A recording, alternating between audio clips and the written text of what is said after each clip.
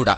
മുഖത്ത് നിറച്ച് വിനയം വാരിത്തേച്ച് വച്ചാലും ഇടയ്ക്ക് ഉള്ളിക്കിടക്കണ ഫ്രാഡുകൾ പുറത്തോട്ട് തള്ളി തള്ളിക്കാറ് വരും. ക്രിസ്ത്യാനിയായ KPCC പ്രസിഡന്റ് വന്നാൽ മാത്രമേ ക്രിസ്ത്യൻ സമൂഹത്തെ പിടിച്ചു നിർത്താൻ കഴിയൂ. കാള വെറ്റു എന്നാ കയറിങ് എടുക്ക് എന്ന് പറഞ്ഞുകൊണ്ട് ഇറങ്ങി തിരിച്ചെന്തിന്? നിങ്ങൾ എന്താണ് പറയാൻ ശ്രമിക്കുന്നത്? ഇതിൽ പരം വർഗീയമായ ഒരു സ്റ്റേറ്റ്മെന്റ് ഉണ്ടോ അതിനകത്ത്?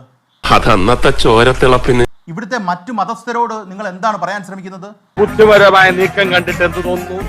ഞാൻ പറഞ്ഞു, ലാൽകുമാർ പറയുന്ന കേട്ടാൽ നമ്മൾ മതവും ജാതിയും സമുദായവും നോക്കാത്ത സുന്ദര സുരഭിലമായ ഒന്നുമല്ല കേട്ടോ, ഒന്നുമല്ല ലാൽകുമാർ. ശശിയെ എന്നാണ് ഈ പറയുന്നത്? നിങ്ങൾ എൻ്റെ പോയിന്റ് എന്താ? ഹാഷ്മി എന്താ പ്രൂവ് ചെയ്യാൻ ശ്രമിക്കുന്നത്? കുറെ നേരമല്ലേ ഇയാൾ ഇന്ന് കഥകളി കളിക്കുന്നത്? കാര്യം എന്താണെന്ന് വെച്ചാൽ പറ.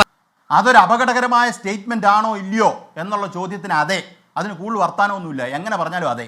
പറഞ്ഞ വിശ്വസിക്കോ? ഇല്ല. ജാതിക്കൊക്കെ മേളിലായിട്ട് ഹാഷ്മി ഇരുന്ന് വർത്താനം പറയുന്നു. നാട്ടുകാരെ ബോധിപ്പിക്കാനാണോ ഹാഷ്മി ഉദ്ദേശിക്കുന്നത്? ഞാൻ എന്തിനാ ഇവിടെ ഇരിക്കുന്നത്? എന്നാ പിന്നെ ഞാൻ മറ്റേ എടുക്കട്ടെ. CPM-ന്റെ സംസ്ഥാന സെക്രട്ടറിയെ തെരഞ്ഞെടുത്തത് ഒരു ജാതിയിൽ നിന്ന് ഈ ചോദ്യം ആണോ അല്ലയോ എന്ന് പറ ഹാഷ്മി. ചേട്ടാ, ഇത് വലിയ ശല്യമായല്ലോ. തനിക്ക് വേറെ ഒരു ജോലിയില്ലേ? നിങ്ങൾ ചുമ്മാ കിടന്ന് ഉരുളാതെ. ഞാൻ പറയട്ടെ ബാക്കി. നിങ്ങൾ ഉരുളാതെ.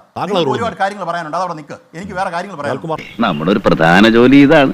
കണ്ണും കാതും കൊട്ടി അടച്ച് ഇവിടെ രാഷ്ട്രീയ പാർട്ടികൾക്ക് മതമില്ല, ജാതിയില്ല എന്നൊന്നും പറഞ്ഞുകൊണ്ടിരിക്കല്ലേ?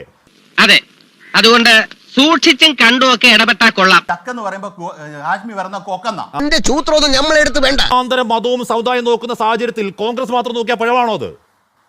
ഇപ്പൊ എന്ത് ചോര തണുത്തു പോയാ? ഹാഷ്മി മാനവീയതയെ കുറിച്ച് ഒരു വലിയ പ്രസംഗം കൂടെ നടത്തിയിട്ട് നിർത്തിയാൽ മതി. അല്ല, അളിയ നല്ല ഫോമിലായല്ലോ. ഹാഷ്മി ഒരു മാനവീയതയെ കുറിച്ച് ഒരു വലിയ പ്രസംഗം കൂടെ കഴിഞ്ഞ് നിർത്തിയാൽ മതി. എന്റെ കൊണ്ട് വരണം എനിക്ക് ഒരു നിർബന്ധമില്ല. എനിക്ക് കഥാപാത്രത്തെ ഉൾക്കൊള്ളാൻ സമയമായി. ആരും എന്റെ അടുത്തേക്ക് വരരുത്.